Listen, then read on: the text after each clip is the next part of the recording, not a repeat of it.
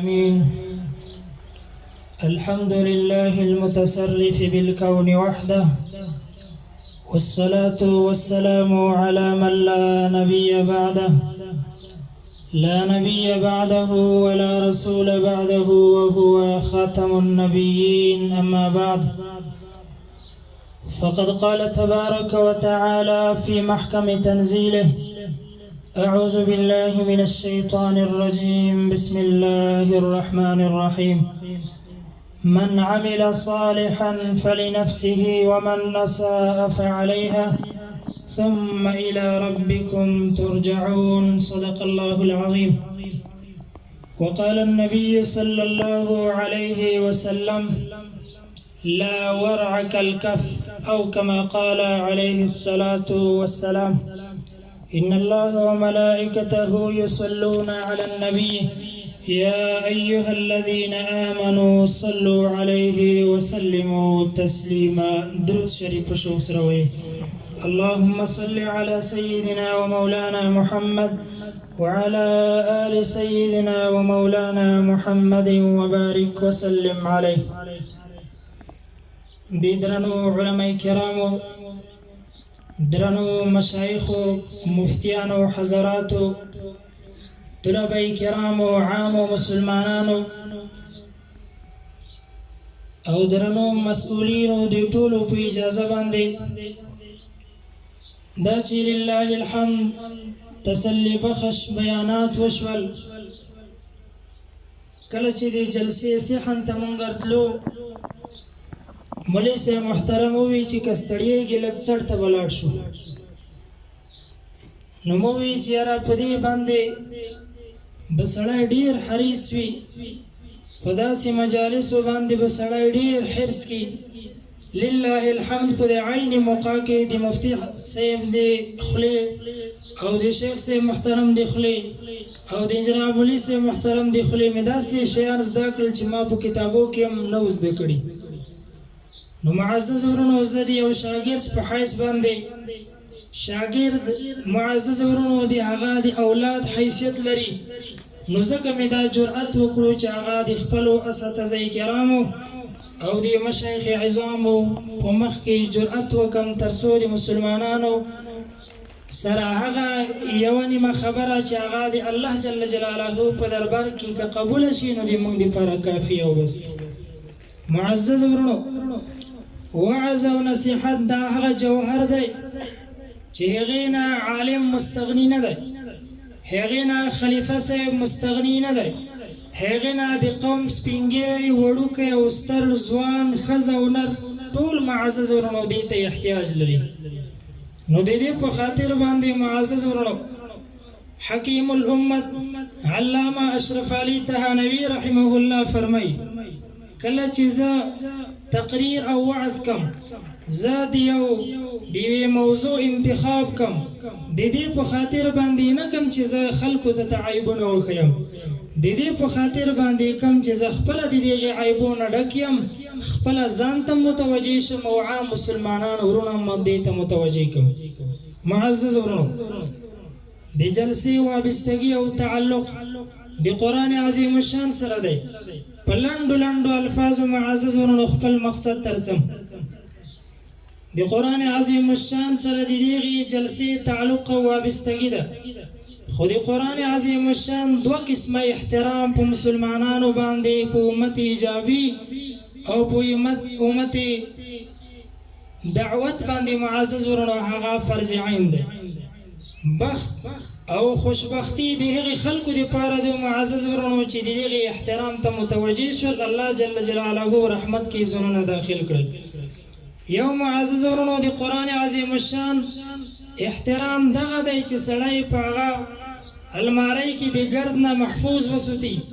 کله چې راخلي په هغه په سترګو باندې په ټنډه باندې کېږدي، اگر دونه په دغې سترګو باندې هغه ولړي او بیا یې ښکل کې په سینا پورې ونیسي او جګ ځای کې کېږدي چې هغه ماشومان هغې ته فزیه لاسونه او یا رونه غورځي او داسې ځای چې هغه د دې د احترام سره هغه مخیل وکړي، داسې کار ونه شي. یو دا احترام دی الحمدلله، موږ ټول تاسې په دې باندې متفق یو. یو بل معزز ورونو دا یو بهترین ملما چې قران کریم د معزز ورونو د دې یو بل قسم احترام چې هغه د موږ او تاسو د فکر نه دسه وتلی دی چې کچیرته پیغي باندې یو عالم دین خبرې کی بیا موږ تنګیږو وخت نه لرو. نو معزز ورونو دیغه په خاطر باندې یو څو خبرې کوم. قران عظیم الشان دویم قسم احترام معزز ورونو هغه ده کله که یو څوک په تو باندې ګران وي، کله که ته د یو چا احترام کې، کله چې ته د یو چا د شان اهتمام کې، نو د شان اهتمام فقط دا نه دی چې په ټنډه او په لوسۍ ښکلوه. که چېرته په قوم او په ملت کې داسې یو سړی وي چې هغه په خلکو کې هغه اعزاز او اکرام لري، نو هغې غټ اعزاز او اکرام هغه دا دی چې کله په ننواتې کې چاته ویل شي یا چاته یوه خبره وکړي نو د ده خبره ځای ونیسي، په هغې باندې خلک متفق شي، هغه خبره ومني. نو معزز ورونو قرآن عظیم الشان کې الله جل جلاله فرمایي یا ایها الذین آمنوا لا يسخر قوم من قوم،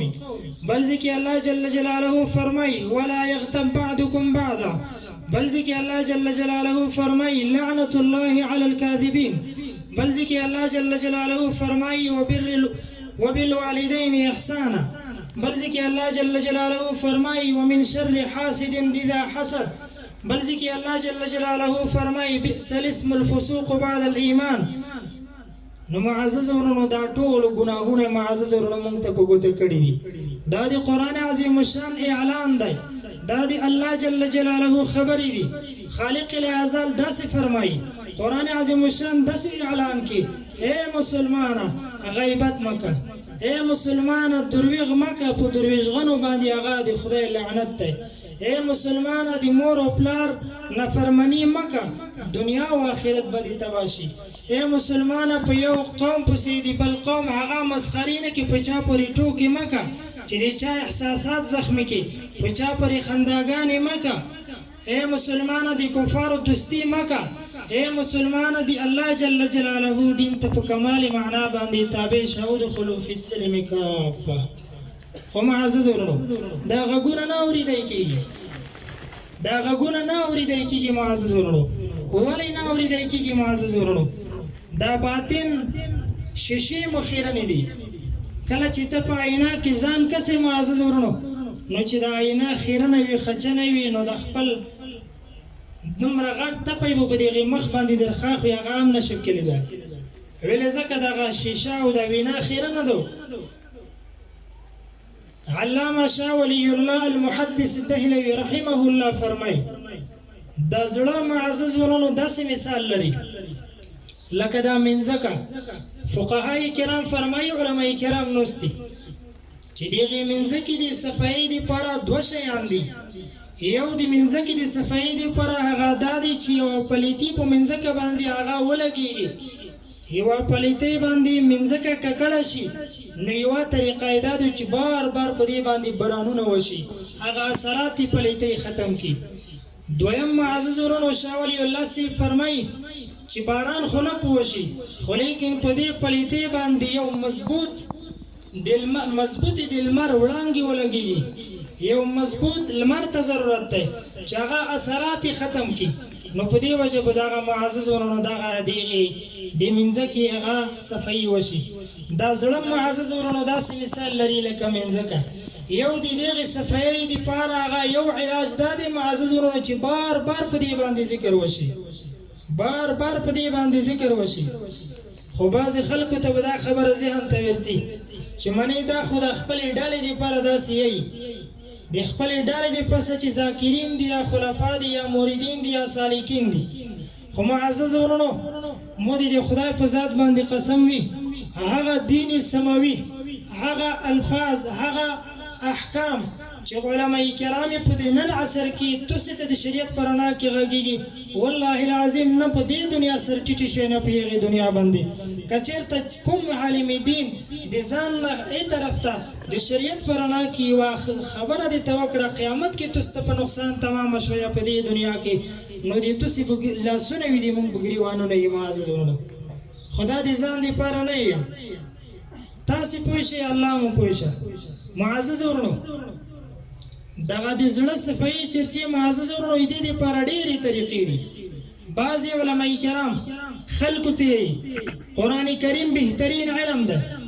لیکن بل طرف ته حدیث مبارک کرسی وای قرآن کریم بهترین ذکر ده، بل طرف ته قرآن حدیث مبارک کی نبی علیہ السلام مبارک فرمائی افضل الذکر لا الہ الا اللہ، لا الہ الا اللہ بهترین ذکر ده. نو څه ضرورت دی د دغې شی ته چې سړی د یو پیر طریقت او شیخ طریقت نه هغه طریقه وخولي او بیا په دې باندې ځانونه ستړیوي او بل تاګه ورتاګه او داسې ورشي جوړ کړی وي. معزز ورونو یو ساده مثال تاسو ته پیش کوم. یو سړی دی ډاکټر ته ورغلو، مخکې لابراتوار دی، هیڅ طرف ته معاینه خانه ده، هیڅ طرف ته هغه دکان دی دواخانه ده. تاسو کله ملدلی دي چې هغه یو سړی دی هغې ډاکټر سره مشوره نه وي کړې، همداسې هغه د هغې دواخانې ته ورغلی وي، دغه پیراسیټامول ګولی او دا پلمونول شربات او دا ایګبینټین ګولی، انشاءالله دا خو تاسو هم پېژنئ. تاسو کله هم څوک لیدلی دي چې په خپل سر یې دوا خوړلې وي او په ده باندې ښه لګېدلې وي او مرض یې مضبوط مرض وي؟ دا کله هم نه کېږي. معزز ورونو علماء کرام یا مشایخ معزز ورونو هغه تاسو ته غلطه لاره نه ښیي. د علماء کرام مخکې مولوي صاحبانو حضراتو چې کومې خبرې وکړې، مونږ قسم بالله مونږ نه هم نوره درک ورک دی، حیران پاتې شو کوم طرفه دې تاسې هغه علاج وکړو. خو د دې په خاطر باندې معزز ورونو چې دوست به دې وژړوي، دښمن به دې وخندوي. خیر دی تاسې نن خفه شئ، پروا نه کړي، خو لیکن قیامت کې یوه داسې ورځ راتلونکې ده یوم یفر المرء من اخیه و امه و ابیه. داسې ورځ ده چې هغه مور به دې ځي نه تښتي، پلار به دې ځي نه تښتي، ځای به دې پلار نه تښتي، ورور به دې ورور نه تښتي. په هغې ورځ کې معزز ورونو بیا دغه چې په دې خبره باندې ته خفه شوی معزز ورونو دا بیا تاسو ته په کار درځي. خیر دی یو دوې خبرې کوم معزز ورونو. دوه غټ غټ جنجالونه چې مولوي صاحب محترم هغې ته اشاره وکړه. یو په معاشره کې ګناهونه ډېر دي، خو چې چاته یې په ګوته کې په تقریر کې چې چاته په ګوته کې څړ ته په زړه کې شیطان ګوتې ورکوي، دی هم داسې سړی دی. خدای هم اوس دلته په کوچ باندې نو څو خلکو ته یې ځون خیالو چې زم خو یم ملا یم. معزز ورونو د خدای په خاطر باندې قسم بالله کوم دغه مولوي صاحب محترم چې دلته روان و، خاص د خدای په خاطر باندې چې یو طالب دا خبره وکړه چې دا د شهید ورور دی، قسم بالله چې مو ته یې دومره زور وکړو چې زه پاس په چوکۍ څنګه ناست یم چې شهید ورور دغسې روان دی، دا به څنګه داسې کیني. خو معزز ورونو چې موږ سره دا احساس دی، تاسې په زړو کې دا احساس پیدا کړئ. معاشره کې معزز ورونو ګناهونه دې حد ته رسېدلی دي چې د دین سره داسې نااشنا یو. معزز ورونو یو سړی و هغه په کلي کې هغه ډېره بې خوندي وه، ډېره بې پردهي وه. دې کلي نه بل کلي ته هغه کډه وکړه، دې خلکو ته یې وویل چې کسه مو ستر نیولی دی، کسه دې مو کور ته هغه دغسې څوک ورننه نه وځئ، که څوک ورننوتو قسم بالله یاروي یوه خو ورسره وکړم جنجال به ورسره وکړم. دا خلک دومره د هغې دین سره نااشنا وو چې دوی ستر نه پېژندل چې دا ستر څه شی دی. یو سړی د هغې بل کلي نه روغلو، هغه د دغې د ملا صاحب یا د حاجي صاحب کور ته ورنوځي، وایي ته یې چې یو لږ فکر کا دغسې ورننه نه وځي، د هغې ستر نیولی دی. هغې د کور نه بهر غږ ورکړو چې او د کور والا دغه ستر درون څه دغه یې چې که د ستر خو سپی دی، د ستر درون څه چې په ومه نه خوري. معزز ورونو یو چرسي و هغه چا بوټونه ترې نه پټ کړي وو، دا یې ادرې ته لوړو، چا وي ته چې ادره کې چش کوي چې اخر به مې دې سترځي، اخر به مې دې سترځي. تاسې یقین په خدای وکړئ کله کله چرسیونه هم په موږ باندې ښه وي. د سره هم دا فکر دی. بله ورځ یو چېرته چا قسمونه کړل معزز ورونو، بیا کور والا مو ته ووایي چې ته ور مخته شه، د قسمونه به باد شي، ته ور مخته شه، یو څو خبرې یې ته وکړه. مو ته ووایي چې قسم بالله ولې ور مخته نه شم چې ډېره سخته شي. خو لیکن دا دی چې په کوم شي باندې قسمونه کوي، د 10 منټونه چې دا فیصله دې مو نه وځنډېږي، زه بیا ټکرای پسې راوم. سپین ږیری په هغه ځای کې روغلو، مو ورته ووایي چې ته د خدای په ذات باندې قسم وي په سپینه ږیره باندې چې ته په دا باندې نه پوهېږې چې دا منځکه دې بل چا ده. خلي سر ټیټ کړو چې زه دلته خو یو قرآن وي ته کم دلته نه وي چې خلیفه صاحب مې دلته په دا قرآن ووایي. نو معزز ورونو مطلب دا دی خفه کېږو به نه. مخکې مې مقدمه کېښوه، دغې وعظ او نصیحت ته زه هم محتاج یم، زه به هم د خدای جل جلاله طرف ته هغه ځون متوجه کوم، تاسې هم د خدای جل جلاله طرف ته هغه ځونونه متوجه کړئ. لږ فکر پکار دی معزز ورونو. فقط یو څو نمونې دې ته ښیم. احادیث مبارکه او کې چې علماء کرام ناس دي د ډېر ما فی شیخ الحدیثان مو استادان دي ثعلبه ابن غنم الانصاری رضی الله عنه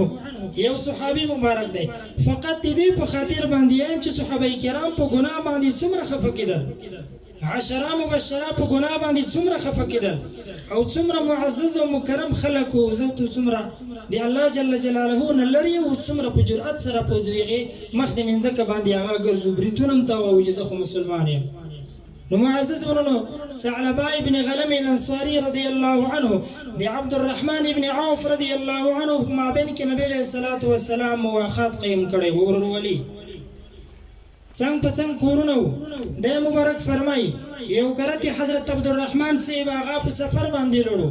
زه د سره په کور کې څنګه په څنګه وم بعد راغلو هغه دغه پردې داسې جګه کړه الته د حضرت عبد الرحمن صاحب بیبي مبارکه چې هغه لمبیدا غسل کړو جامې نه وي کې مو پیغي باندې سترګې ولګیدې شیطان دې مو په وجود کې حلول وکړو اسی عبد الرحمن صاحب نشته خیر دې بیا توبه وبسه د خپل حاجت ته پوره کړه وروا وختم چې کله واوختم دیغه زنانا مبارک ته فرمایل دی عبد الرحمن سی بیبي مبارک ته فرمایل اتق الله في حق اخيك عبد الرحمن بن عوف رضي الله عنه دی خدای جل جلاله نو ویریګه هغه دی تو عزتمن ورور چې هغه دی تو دې د په مابین کې هغه مواخات قائم دی د دې وجه نه مو په وجود باندې هغه لړزا قائم شو بیرته وروختم کار ونه شو فقط اراده یې کړیو خفایا نبی علیہ الصلوۃ والسلام مجلس ته حاضر دی نشه بالاخره حضرت علی کرم الله وجهه دروازه ته سم اے دی خدای دوستا داسې غلطه اراده می کړی او ګناه ونه شو خو لیکن اوس د خدای حبیب صلی الله علیه وسلم تسترګ نشم نیوي څه وکم داسې یو کار نه وشو هغه مبارک ته فرمایل غیب عني وجهك مخدمون لري کادي مو دروازې نه ولشه اسنوي چې هغه د خدای جل جلاله عذاب په تو باندې راشي د مو کور دې سره هلاک شي یو څو ورځې کور کې پاتې شم بل اخر حضرت عمر سیب ته ورغلم هغه هم دا سره ته فرمایل واقعا وګداد بل اخره نبی علیہ الصلوۃ والسلام ته ورغلم دا خبره می چې ته بیان کړه د مبارک مرته فرمایل چې هغه مخ ته ورکه دی هغه په مخ باندې مارڅ ژاړي دست بیابان ته وځي خدینه مخکې کله چې هغه خپل کور ولا خبرېږي چې نبی علیہ الصلوۃ والسلام شړلای حضرت عمر صاحب شړلای حضرت ابوبکر صدیق صاحب شړلای حضرت علی کرم الله وجهه شړلای بیبي مبارکه وی ته فرمایي چې خلفای راشدینو د خدای حبیب مبارک ته شړلای مونږ هم په کور کې هغه دي ته د پر ځای نه لرو وزه دې مونږ کور نه وزه صحابي مبارک دست بیابان ته لړو ډیر سپیوته معزز ورونو دیوانی لاندې ناشته په سجدا باندې دیوانی لاندې په الله جل جلاله ته په سجدا باندې هغه ژاړي خدای جل جلاله ته هغه په فریاد باندې چې خدای پاک دغه ګناه مې معاف کړه بالاخره دغه په حق کې وحی نازلېږي صحابه کرام هغه دشت بیابان ته وته دینه مخکې کور کې پښتنه کې ثعلبه چیرې ده چې په کوم اوري چې تاسو مسجد نبوي شریف نه شړل دی مونږ هم د کور نه رسخت کړی دی هغه کور کې نشته دشت بیابان کې ولټوي معزز ورونو هغه صحابه کرام ورسي الته چې کله ورغلل یو طرف ته کسیبل طرف ته تمام غر دی دشت د بیابان دی یو شپنکینه پښتنه کې دلته یو څوک تو سینې ویل ځلای ثعلبه پونم وې ثعلبه خو نه پیژنو خدلته یو سړی دی دیونه لاندې ژاړي د خدای جل جلاله په دربار کې هغه په سجده باندې پروت دی مونږ مړی ته پیش کو مړی نه خوري خو بس تور سار او تورې پښې ملنګ دی ګګر سره دی هغه ته د خدای جل جلاله حضور کې هغه په سجده باندې پروت دی هغه خیبل څوک نه پیژنوي چې با سندغه ده ورغلو صحابه کرام ته فرمایل نبی علیہ الصلوۃ والسلام غوښته هیته په حق کې هغه آیاتونه نازل شوي نبی علیہ الصلوۃ والسلام ولپ سیر لګل خو لیکن دا مبارک په فرمایي ز نبی علیہ الصلوۃ والسلام ته غاسترګ نشم ورنیوي کور ته به لوړ شم خو لیکن داسې وکئ چې هغه مو یوسئ چې نبي علیه الصلاة والسلام د څټه نه د ده مبارک ولې وګورم د ده د څټه نه وجود وکسم لږ مې به زړه قرار شي د دې نه وروسته بیا انشاءالله د ده سره ملاقات وکړم دا مبارک صحابه کرام راووستو چې کله یې راووستو د ده مبارک باندې هغه سترګې ولګېدې نبي علیه الصلاة والسلام باندې چې کله سترګې لګېږي فاذا شهق شهقة شدیده وخر مغشیا علیه سخته بېهوشي پر وغله هغه پړ مخې پرېوت دویمه ورځ بیا هم داسې وشول درېیمه ورځ څلورمه ورځ نبی علیه الصلاة والسلام ته چا خبر ورکړو چې ثعلبه دولې روح خو هغه برداشت نه لري بېهوشي پر وشي د سختې حیا د وجې نه هغه بېهوشي پر ځي ثعلبه صاحب په د هغې څلورمه ورځ باندې نبی علیه الصلاة والسلام ته راغلو ورته وفرمیل ثعلبه د تو توبه قبوله خو لیکن د الله جل جلاله په نیز باندې یو مکرم بندی نبی علیه الصلاة والسلام مبارک په دې خاورو کې ورته کېناستو په دې خاورو کې ورته کېناستو په دغه سر مبارک یې رجه کړو د مبارک په دې خپل پتون په دې خپل زنګون باندې هغه کېښو ثعلبه ابن غنم انصاري رضی الله عنه مبارک ورته فرمایي یا رسول الله صلی الله علیه وسلم د ثعلبه غوندې د ګنهګار انسان سر په دې خپل مبارک پتون په دې خپل مبارک زنګون باندې مه کېږده د مبارک دغه پتون باندې هغه سر وکړو سترګې مبارکې هغه پورته کړې انا لله و انا الیه راجعون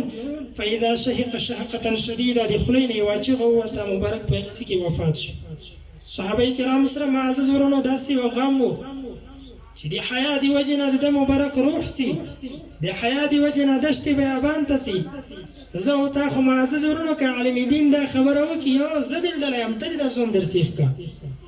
اے معزز ورونو قسم بالله چې قیامت ډېر سخت دی بله معزز ورونو په دې خلکو کې چې یوه خورا خبره ده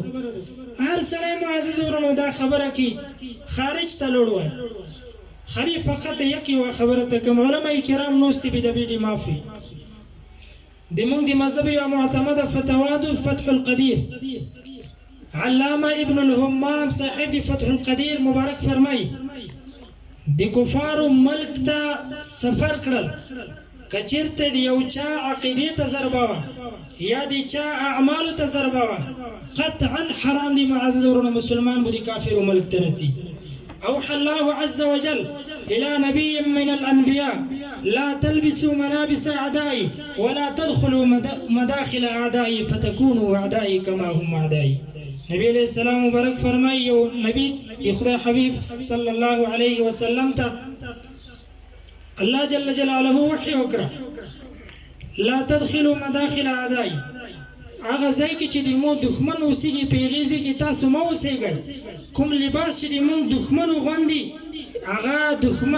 هغې لباس ته تاسې مه نږدې کېږئ هغه لباس مه وغوندئ فتکونوا اعدائي کما هم اعدائي تاسې به داسې د مو دښمن شئ لکه څنګه چې د مونږ دښمن دي نوی به خبر معزز ورونو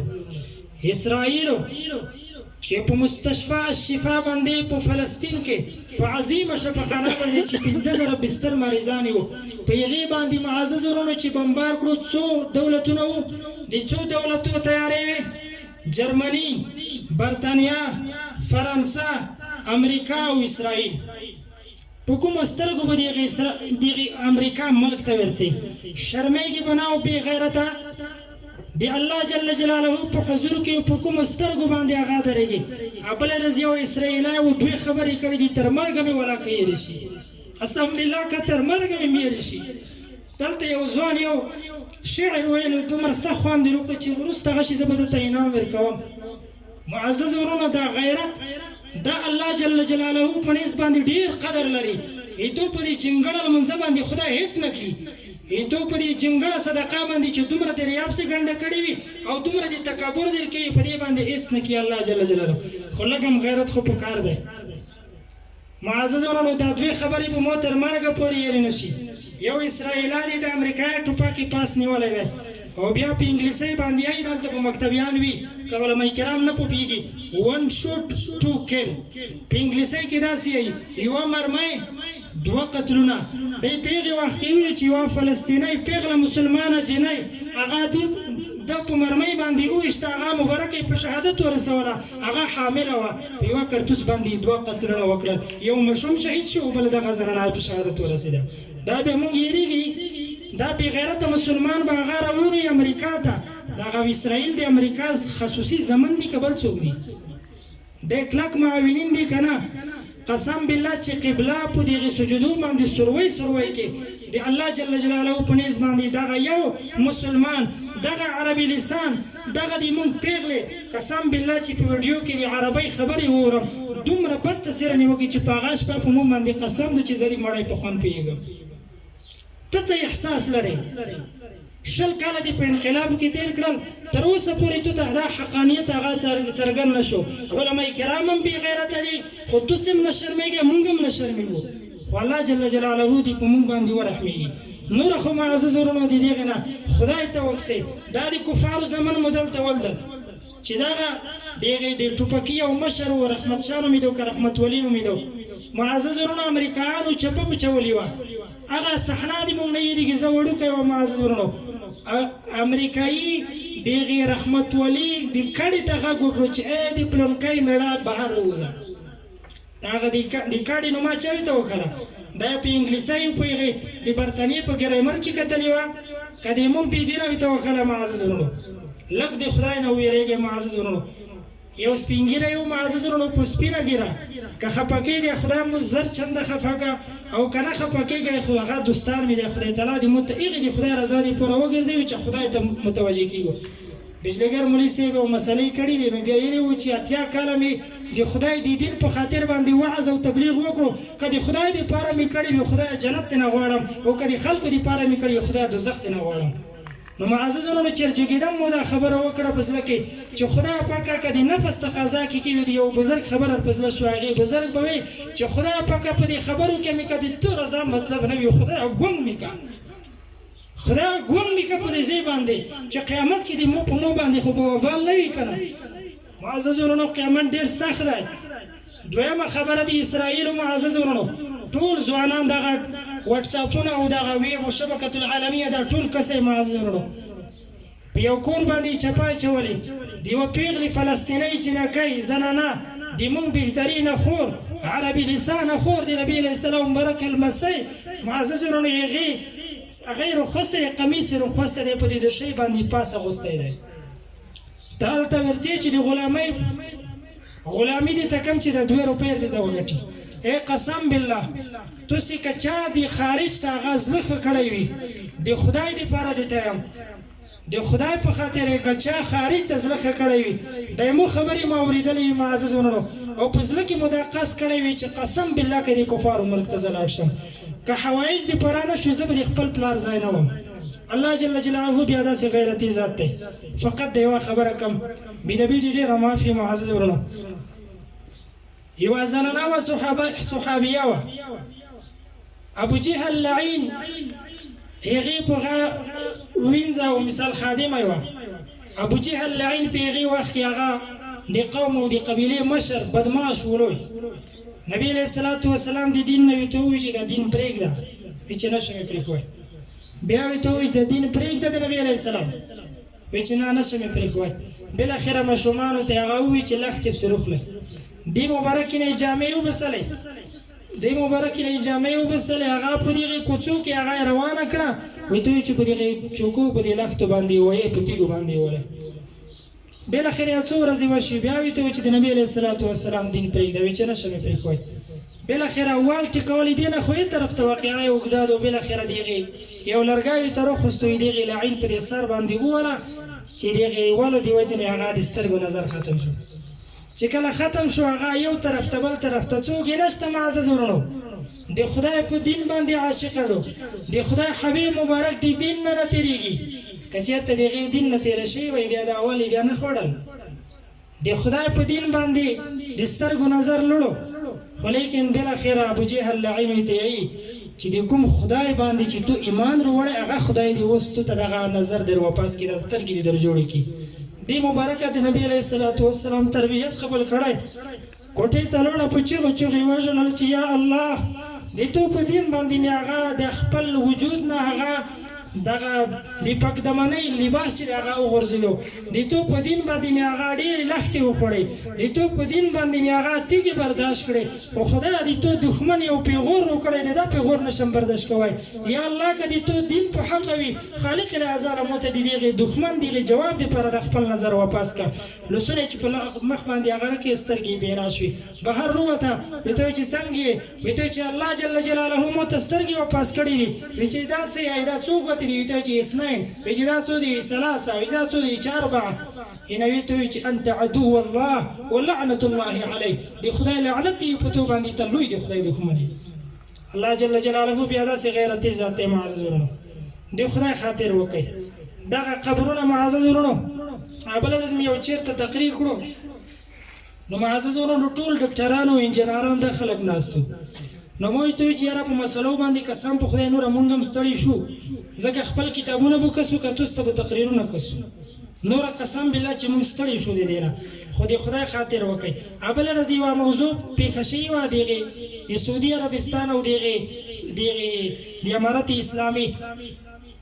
دغه دغې اختر ورځ هغه تېره به تېره شوه سړی ارڅي معززونو د شیطانت دی وجنه دې په خاطر ارڅي چې اوس په امارت باندې یو داغ ولګوي تو ته بلو در وګرځوي د دې ښکلي نظام هیر دې شول چې په دې باندې دومره په دې پټکنې باندې مو ته دومره زیاړې کړي دي چې حد نشته چې نورو کلو به زه تاسې دغې وطن ته رتلم په داسې کې مو ته زیاړې کړي دي د مور خور زیاړې ورته کړي دي مو ته هېچا زیاړې نه دي کړي خو لیکن دې کمپاین خنزیرونو مو ته کړي زیاړې بل ټوپي له پټي باندې نه اوس له شریک معزز ورونو د دې په خاطر باندې دوی ته مې دا خبره وکړه چې نوره مسلو باندې قسم په خدای مونږ هم ستړي شو خو لیکن د خدای خاطر وکړئ څوک ګیزر جګ شي دې طرف ته ګیره کلوي څوک یې دې طرف ته ګیره کلوي او سپین ږیري مو په یو طرف ته ځي ځوانان خو یې چې نو زه خو چې بدمشي ونه کړم او زه خو چې ګناهونه ونه کړم او زه چې دا نخرې ونه کړم نو بیا به کله کوم زه چې کله سپین ږیری شم چې هغه اوداس مې نه تکې کي بیا به ښایسته څم د دې په خاطر معزز ورونو بیا مې ډېر سخت سپک کړل څټ ته مې ورته وویل چې کسه مطلب مې دا نه دی چې زه په تاسو باندې زون جګ بولم قسم بالله چې زه کله کله زون باندې هغه داسې تصور کوم زه چې په ټول جهان کې به مونه چټل انسان نه وي خدای هم دې دغسې عقیده هم جوړه کړي ځکه معزز ورونو د تصوف مشایخ فرمایي چې په نشته کې شته په شته کې نشته داسې معما غوندې نو معزز ورونو چې کله دې ځان ته تمه شوه بیا ختم شي خو دا خبرې مې دې په خاطر باندې وکړې معزز ورونو چې خدای دې موږ ته د عمل کولو توفیق نصیب کړي خو خدای دې موږ دې شي ته ور فکر کړي الله تعالی دې موږ دې شي ته ور فکر کړي نو هر سړی ورتلو دې د عرفات شریف پوښتنه به کړه خلیفه صاحب موږ د عرفات روژه ګډه وډه کړه نا مفتی صاحب خبره مو ته ډېر خوند وکړي وخت الله مفتی صاحب هغه یې تلوي چې نه شل کاله سره کافر روغلی وو دې موږ ځوانان خچ پچ کړل دې موږ سپین ږیرو بې عزتي وکړه نو کوم یو شی ونه چې وای نه کړو دوی کومه بې عزتي نه وه چې موږ ته یې ونه رسوله هغې پوښتنه دې بیا نه کړه غلی دې چېرته چا تېری دي چې زه خو د کنټینر چلوم خدای ته وکسي بله صاحب ګناه به نه وي تو دې قرآن ووایي چې ورته ویلي دي وي چېرته دې داسې یو غلي دا خبره کړې ده چې او قبر ته به ویر شو اوس خو خیر دی د پاکستان زبان دی وي پاکستان ځای دی د برطانیې ځای دی وي خیر دی چې هر ځای وي دا طالب العلم ته دغه ښکلي مجاهد ته د پاکستان ځای وي حیاتو جمهوریت مو وکتو معزز ورونو خو سبحان الله سړی چې داسې د سر نه تر پښو پورې کله کله ملګرو ته زه ټوکه کوم چې او خلکو په داسې یو شي باندې خو مین شئ لږ د ظاهري قوارې د دوی ښکلې وای یو لږ د شعر خدای زده وای خبرې خدای زده وای او بډای خدای دا سره کم شی بډای وای نو کوم شی به مو معزز ورونو هغه وستایي دي د خدای خاطر وکړي معزز ورونو دې په خاطر باندې دا دومره شوخي او ګستاخي مې ځکه وکړه چې قسم بالله چې دغې قیامت ډېره سخته سختي ده هغې قیامت ډېره سخته سختي ده خدای دې اول مو ته هدایت وکړي بیا دې خدای تاسو ته وکړي الله جل جلاله هم دې دغه ګناهونه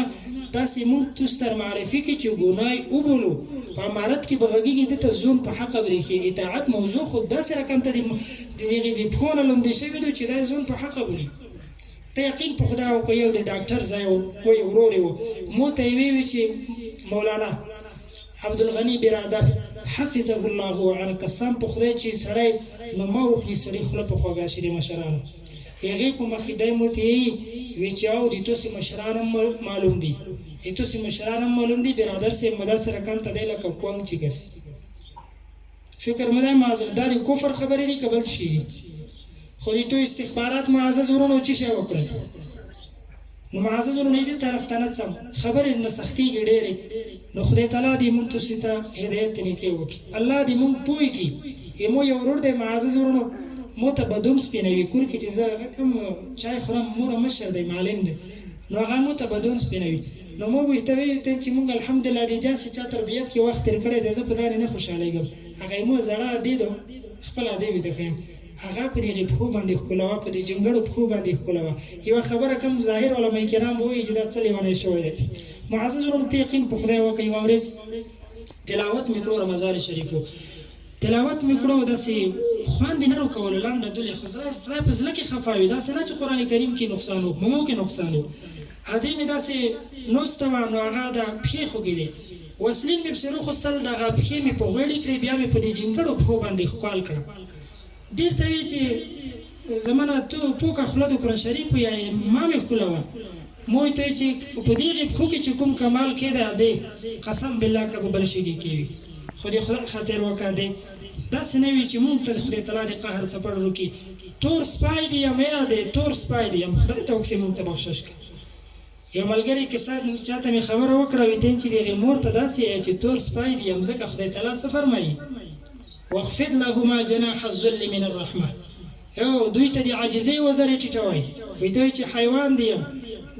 ځوان معزز ورونو چې هغه د مور او پلار سره معامله کوي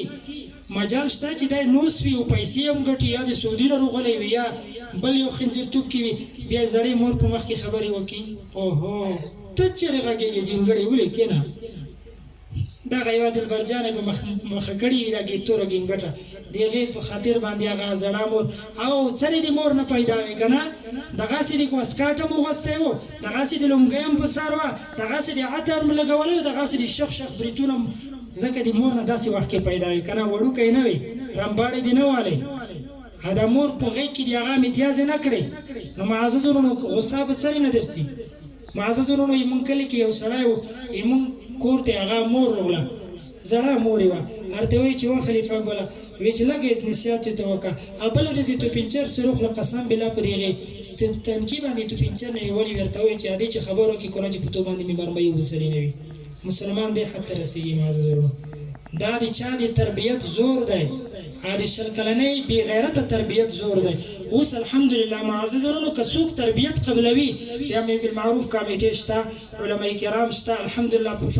آزاده فضا کې الحمدلله د مونږ او تاسو زموږ غوندې د یو خیرن سړی هم تاسو ته خال یارګوي خدای ته وکړي زه وکړه د موږ شکل وکړه خو معزز ورونو خدای ته به متوجه کېږو ټول زه دې تاسو نه ښکلی یم او نه دې تاسو نه تقوادار یم خو لیکن معزز ورونو منزل مو ټول یو دی ولې تور خورو ته به معزز ورونو ورڅو د مور او پلار په حق کې فقط یوه خبره کوم ډېر بخشش غواړم ستړي مې کړی ډېر خامخا به ستړي وای عبدالله بن مبارک صاحب وایي عبدالله بن عمر صاحب ته یو سړی راغلو